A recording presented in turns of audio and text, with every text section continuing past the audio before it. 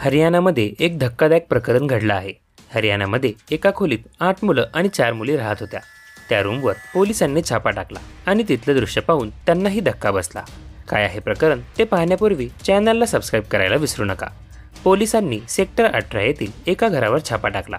4 राज्यातील 8 मुलं आणि 4 मुली इथे दिवसभर राहत होते। रूमचा दरवाजा उघडताच समोरचे दिसलं ते पाहून पोलिसही चक्रावून गेले।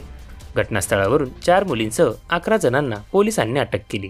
तसंच 7 मोबाईल फोन, सिम कार्ड आणि 2 CPU जप्त केले आहेत। आरोपींनी चौकशी दरम्यान सांगितलं की ते गुगलवर हर्बल लैंगिक औषधांची ऑनलाईन विक्री करण्याच्या नावाखाली जाहिरात देत असत। लोकांनी जाहिरातीत दिलेल्या क्रमांकावर संपर्क साधला असता ते ऑर्डर घेऊन वेगवेगळ्या बँक खात्यात पैसे जमा करायचे, पण वस्तू पोहोचवायचे नाही।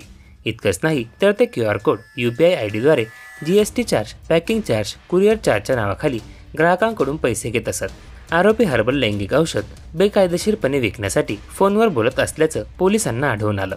आरोपी गेल्या 1 वर्षापासून कॉल सेंटरच्या माध्यमातून फसवणूक करत असल्याचं पोलिसांच्या चौकशीत उघड झालं आहे।